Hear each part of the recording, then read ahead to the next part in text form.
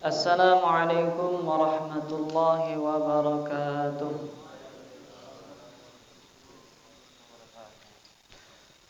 Alhamdulillah wassalatu wassalamu ala Rasulillah wa ala alihi wa sahbihi wa man tabi'ahu wa mawalah. Amma ba'dah. Faqad qala ta'ala fi kitabihil karim فقال قولا كريما بعد أعوذ بالله من الشيطان الرجيم بسم الله الرحمن الرحيم لا يغرنك تقلب الذين كفروا في البلاد متاع قليل ثم مأواهم جهنم وبئس المهاد وقال أيضا والعصر إن الإنسان لفي خسر إلا الذين آمنوا وعملوا الصالحات وتواصوا بالحق وتواصوا بالصبر وقال رسول الله صلى الله عليه وسلم حلوة الدنيا مرة الآخرة ومرة الدنيا حلوة الآخرة atau kama qala Nabi sallallahu alaihi wasallam. Hadirin sidang jamaah salat subuh yang sama-sama mengharapi ridha Allah Subhanahu wa taala. Bersyukur kita kepada Allah Subhanahu wa taala karena berkat limpahan nikmat daripada Allah, kasih sayang daripada Allah, rahmat daripada Allah Subhanahu wa taala sehingga kita masih disibukkan oleh Allah Subhanahu wa taala dalam mentaati perintah Allah dan dilakukan dengan cara baginda Nabi sallallahu alaihi wasallam, yaitu salat subuh secara berjamaah. Dalam salah satu mafhum hadis disebutkan begitu besar fadilah daripada salat subuh berjamaah. Satu hadis menyebutkan barang siapa yang salat isya secara berjamaah maka pahalanya seakan-akan ia melaksanakan sholat sunnah separuh malam. Dalam hadis yang lain disebutkan barang siapa yang melaksanakan sholat subuh secara berjamaah, kata Rasulullah, pahalanya sama dengan kita sholat sunnah semalam suntuk. Susah kita dapatkan, Pak. Jangankan sholat sunnah semalam suntuk, untuk tahajud 2 rakaat saja agak susah. Tapi dengan kita salat subuh berjamaah kita akan dapatkan itu semua. Ini semua berkat rahmat dan kasih sayang Allah Subhanahu wa taala.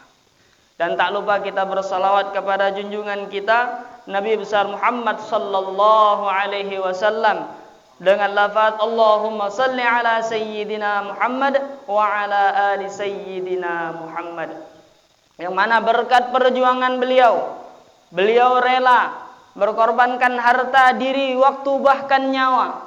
Beliau rela berbantalkan tombak, bermandikan darah, berselimutkan pedang, berhujankan anak panah demi menegakkan kalimat la ilaha illallah, sehingga Islam wujud pada diri kita saat ini.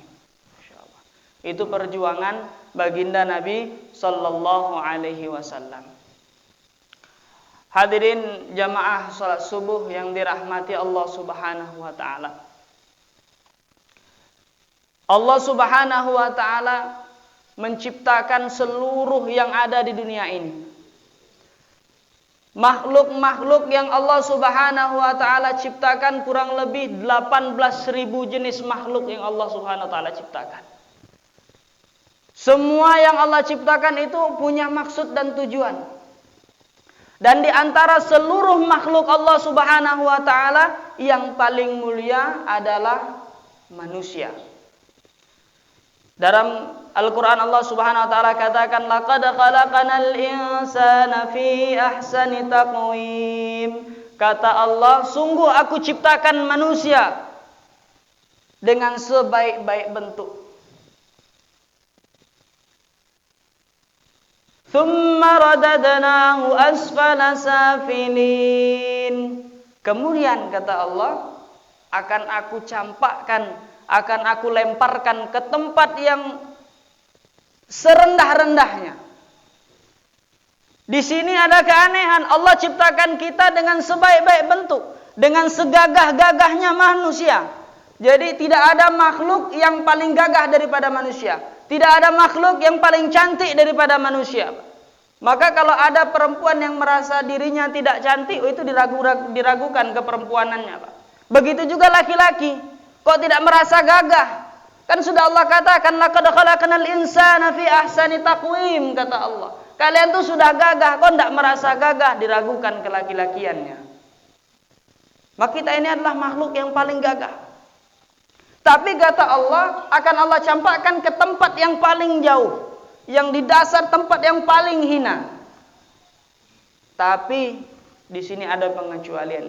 Illal ladzina amanu wa 'amilus salihati falahum ajrun ghairu mamnun.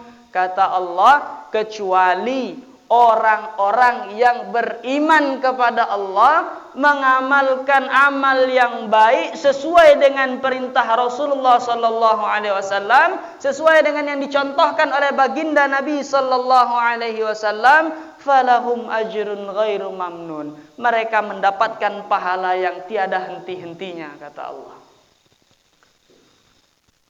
Di sini syarat kita supaya kita tidak masuk ke dalam tempat yang sehina-hina tersebut.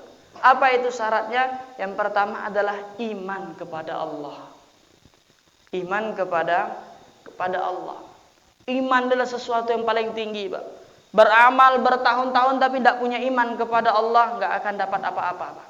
Sayyidina Umar radhiyallahu taala anhu menangis melihat seorang pendeta yang bermujahadah, tidak makan.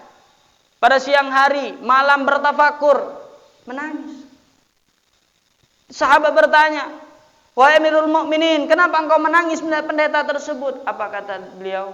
Alangkah baik kalau pendeta tersebut mempunyai iman. Betapa besar pahalanya. Pendeta juga punya, tidak makan, punya juga puasa, tapi mereka tidak punya iman kepada Allah, tidak akan dapat apa-apa. Enaknya iman. Ma asaba min syai'in yusibul 'abdal mu'min.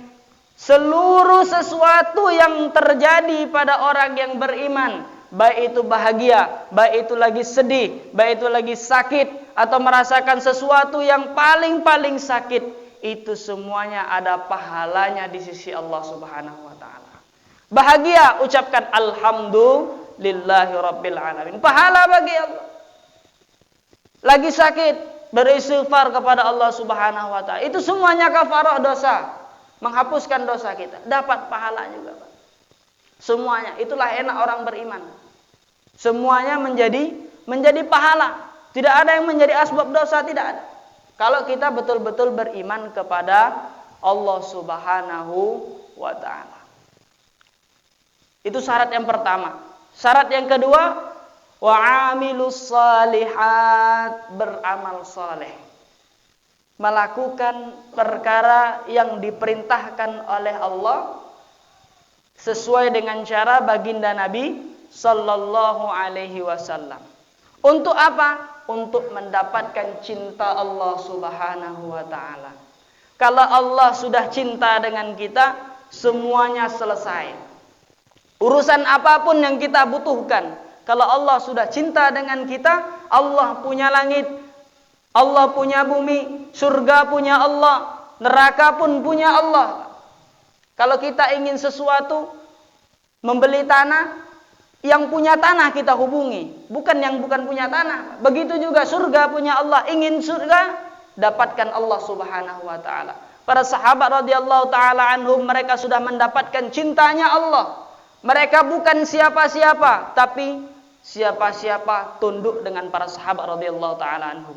Mereka bukan para raja, tapi raja-raja pada zaman itu tunduk di hadapan para sahabat radhiyallahu taala anhum.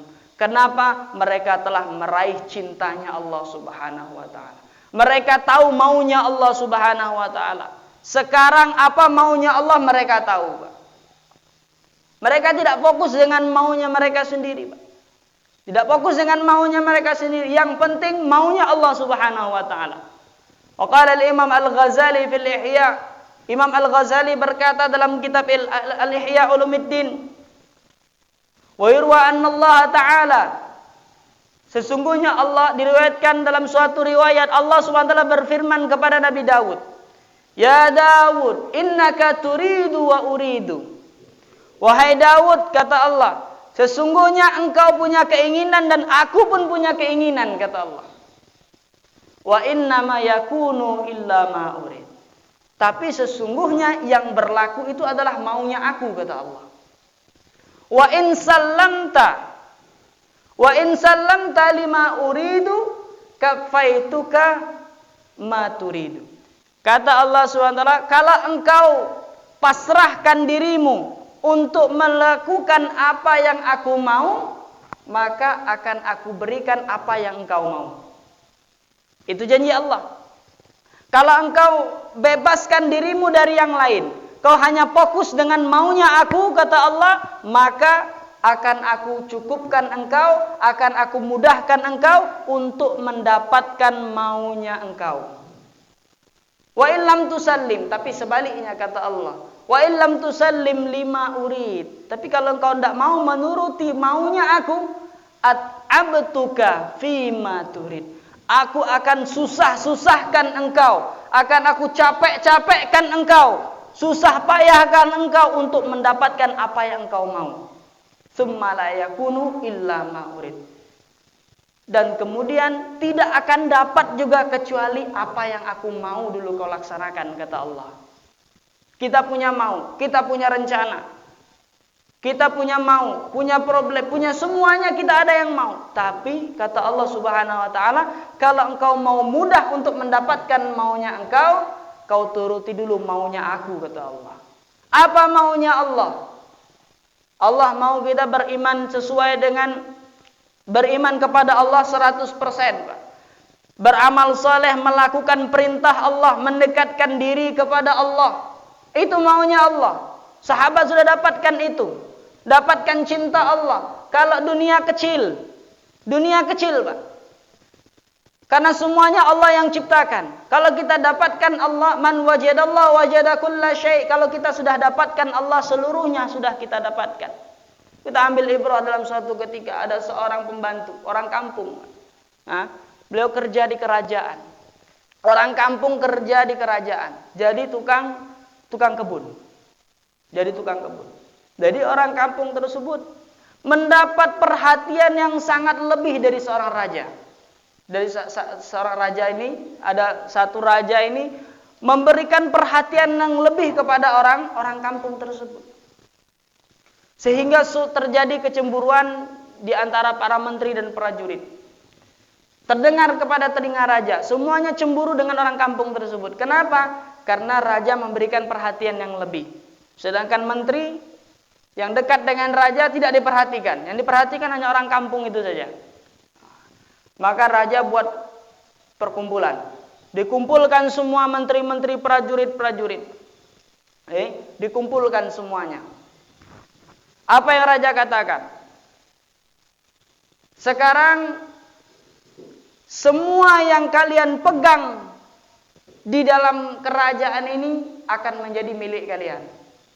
Serentak semua menteri dan prajurit memegang apa yang mereka inginkan. Ada yang megang guci dari emas, ada yang megang anaknya raja, ya kan? Ada yang megang apa lagi? Sesuatu yang berharga dipegang semuanya. Kecuali orang kampung tadi, dia hanya diam berdiri di situ. Hanya diam. Raja mengatakan, kenapa kau tidak pegang apa yang kau mau? Apa dia jawab? Simple. Saya ingin membuktikan apa benar kata-kata raja itu. Ya, saya berjanji. Apapun yang kau pegang itu menjadi milikmu. Sontak dia langsung lompat, dia peluk itu raja, Pak. Dia peluk itu raja. Loh, kenapa? Semua orang kaget. Wah, ndak sopan ini. Ndak sopan sama raja. Bakal kena pecat nih sama raja nih. Ndak akan diperhatikan lagi sama raja nanti. Apa kata dia? Kalau memang benar yang engkau ucapkan wahai raja, aku sekarang pegang engkau, maka engkau jadi milikku. Dan apapun yang berada di seluruh kerajaan ini menjadi milikku. Karena semua yang di kerajaan itu milik raja. Dan apapun yang menjadi milik raja pun menjadi milik dirinya. Begitulah kita dapatkan Allah. Allah punya segala-galanya. Allah punya dunia, punya surga, punya neraka. Kenikmatan seluruhnya itu adalah punya Allah Subhanahu wa ta'ala. Bahkan diri kita pun punya Allah. Allah yang ciptakan.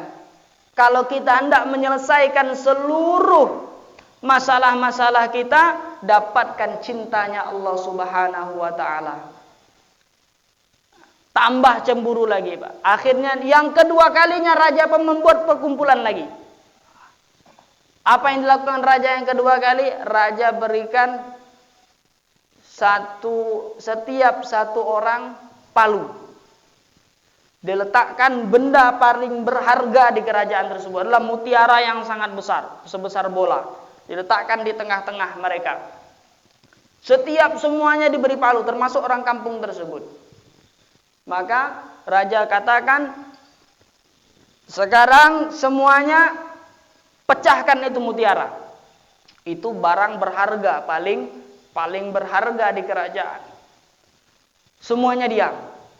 Semuanya diam. Tak ada yang berani memecahkan itu mutiara. Sontak orang kampung tersebut langsung maju, dia pecahkan dengan palu yang dia pegang. Semuanya langsung panik. Itu barang paling berharga di kerajaan. Raja pun kaget. Kok berani-beraninya dia? Ditanya, kenapa kau berani memecahkannya? Apa kata dia? Perintahmu aku anggap lebih mulia daripada mutiara yang kuhancurkan ini.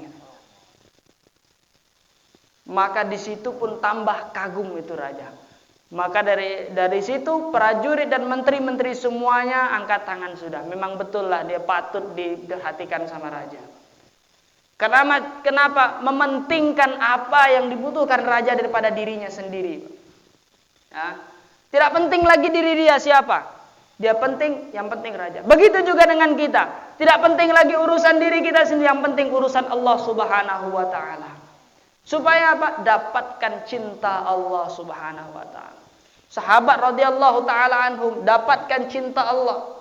Ya. Sahabat Abdullah ibnu Umar dapatkan cinta Allah, seluruhnya ia dapatkan. Suatu ketika ada seekor harimau di tengah jalan mengganggu perjalanan masyarakat. Semuanya lari, semuanya lari terbirit-birit. Takut, kenapa? Ada harimau. Tapi Abdullah bin Umar radhiyallahu taala anhuma ini dia telah dapatkan cinta Allah. Dia tak takut lagi dengan harimau, dia hanya takut dengan Allah Subhanahu wa taala. Dia yakinkan man khafallah khafa kullu syai. Siapa yang takut dengan Allah, maka seluruhnya akan takut dengan dia. Maka dia dekat itu harimau. Apa nih? Dia jewer itu harimau. Kalau kau hanya mengganggu di sini, mending kau balik ke hutan. Dijewer, diseret sampai ke hutan. Akhirnya harimau tersebut tidak akan mengganggu perjalanan itu para sahabat radhiyallahu taala anhu. Tidak akan takut lagi. Kenapa? Sudah dapatkan cintanya Allah Subhanahu wa ta'ala. Pertanyaannya, apakah kita sudah mendapatkan cinta Allah Subhanahu wa ta'ala? Bagaimana supaya kita mendapatkan cinta Allah? Kita rayu Allah Subhanahu wa ta'ala. Rayu Allah Subhanahu wa ta'ala. Dekatkan diri kepada Allah Subhanahu wa ta'ala. Buatlah sesuatu perkara yang mana Allah Subhanahu wa ta'ala terkesan. Imam Al-Ghazali, pengarang kitab Ihya Ulumuddin. Beliau masuk surga bukan karena karangannya, Pak. Ada satu amalan yang mana Allah Subhanahu wa ta'ala cinta dengan dia. Bukan karena sholatnya, bukan karena kitabnya yang tebal. Kitab Ihya Ulumuddin terkenal di dunia, kitab tasawuf paling tinggi di dunia. Apa seseorang bermimpi bertemu dengan dia, ketemu dengan beliau di akhirat? Apa kata dia tanya, wahai Imam Ghazali, apa yang Allah perlakukan dengan engkau? Allah memberikan kenikmatan yang sangat besar kepadaku. Allah SWT masukkan aku ke dalam surga sebab aku sayang dengan seekor makhluk, yaitu lalat. Ketika aku sedang mengarang kitab, aku mencelupkan penaku dalam tinta, aku angkat ada seekor lalat yang minum di ujung tintaku. Di situ aku tidak mau mengganggu dia minum. Aku biarkan itu lalat sampai kenyang. Setelah kenyang itu lalat terbang, baru dia celupkan lagi dan tulis terus sekarang kitab. Sebab dia sayang dengan lalat, dia dapatkan sayangnya Allah. Sebab dia cinta dengan lalat, dia dapatkan cinta Allah Subhanahu wa ta'ala. Maka benar kata Rasulullah, wallahu fi aunil abdi ma kana al-abdu fi auni akhi. Allah akan selalu tolong hambanya, Allah akan selalu perhatikan hambanya selagi hambanya itu kasih sayang saling menolong di antara saudaranya. Allah sudah sayang dengan kita. Begitu sayangnya Allah Subhanahu wa ta'ala. Kata Allah, indi rahmatun. Kata Allah, aku mempunyai rahmat 100 rahmat. 100 kasih sayang aku punya, kata Allah. 1 aku turunkan di dunia. Masih sisa 99. Yang 1 ini aku turunkan ke dunia sehingga suami istri bisa saling mencintai. Binatang kucing bisa sayang dengan anaknya. Kambing bisa akur dengan anaknya, binatang bisa akur, semuanya bisa akur. Sebab 1 daripada kasih sayangnya Allah. Terus yang 99-nya lagi kemana? Kata Allah, itu aku simpan untuk hambaku di akhirat nanti. Ketika semua nabi telah memberikan syafaat, semua orang soleh telah memberikan syafaat, para hafid Al-Quran, para da'i Allah telah memberikan syafaat, giliran Allah lagi, Pak. Allah ambil segenggam dari neraka, Allah celupkan dalam sungai kehidupan, dipersilahkan masuk ke dalam surganya Allah Subhanahu wa ta'ala. Padahal mereka tidak sedikit pun mengamalkan perintah Allah ketika di dunia. Itulah sayangnya Allah. Sekarang bagaimana kita untuk mendapatkan cintanya Allah Subhanahu wa ta'ala? Dengan apa? Kita sayangi apa yang berada di depan kita.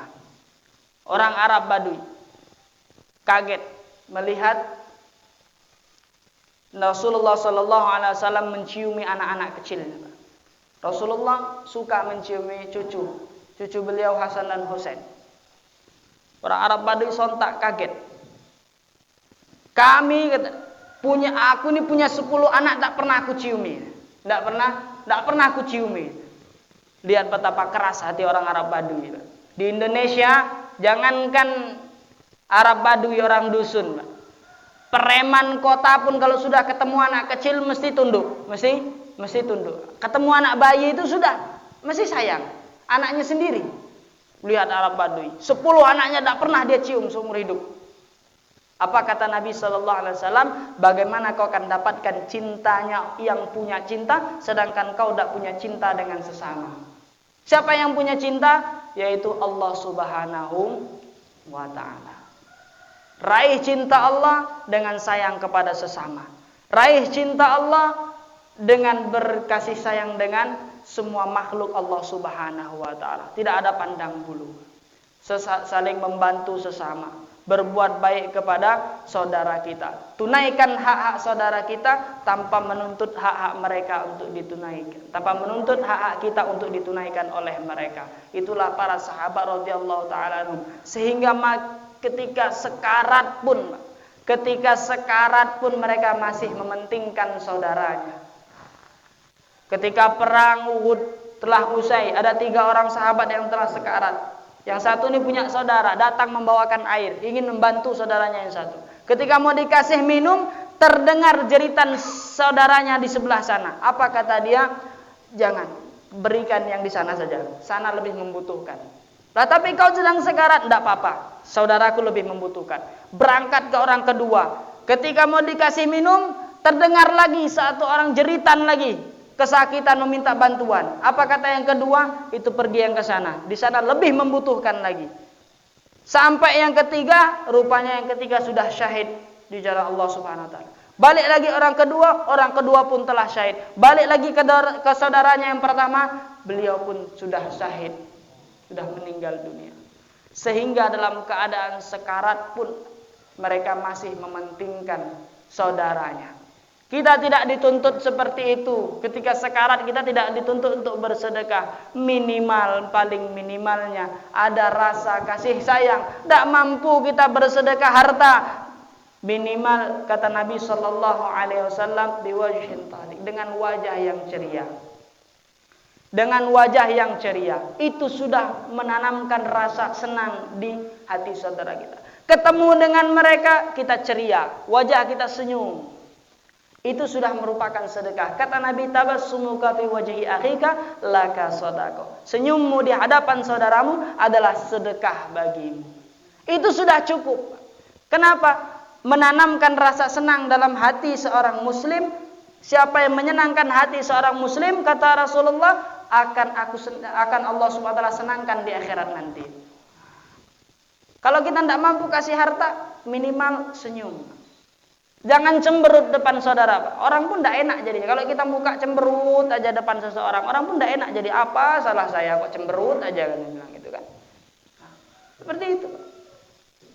Maka dia akan merasa kesakitan, merasa bersalah.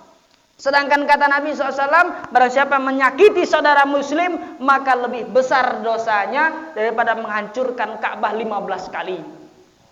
Jangan sekali-kali kita sakiti saudara kita. Jangan sekali-kali kita sakiti. Nah. Kata Rasulullah SAW, 3 hari kita melebihi kalau tidak menegur saudara kita, Pak. 3 hari tidak teguran, kata Rasulullah SAW, maka malaikat akan melaknat dia, mendoakan keburukan bagi dia. Sampai kapan? Sampai salah satu di antara mereka ada yang minta maaf. Tapi bukan salah saya, dia yang salah, tidak jadi masalah. Yang minta maaf duluan lebih baik daripada yang minta maaf terakhir. Tidak apa-apa kalau kita punya apa. Nah, sayangi saudara kita. Sayangi saudara-saudara kita. Rasulullah SAW tak pandang bulu, walaupun orang kafir sekalipun, Rasulullah tetap sayang. Rasulullah SAW orang yang paling besar kasih sayangnya. Orang yang paling besar kasih sayangnya. Jangankan kepada para sahabat dahulu, jangan kepada orang terdahulu, pada umatnya yang akhir zaman ini saja masih Rasulullah SAW sayangi, Pak.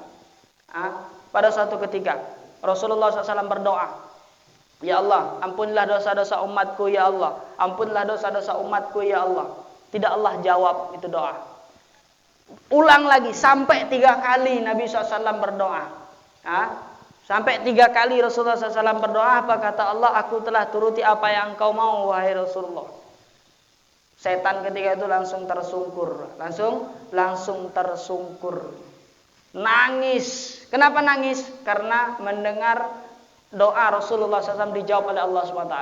Suatu ketika Sayyidah Aisyah radhiyallahu taala, istri beliau, meminta doa kepada Rasulullah. Wahai Rasulullah, wahai Muhammad, doakan aku. Apa kata Nabi SAW? Langsung doa, ya Allah, ampunlah dosa-dosa Aisyah yang telah lalu, yang akan datang, yang tersembunyi, yang terang-terangan, yang sengaja, yang tidak sengaja.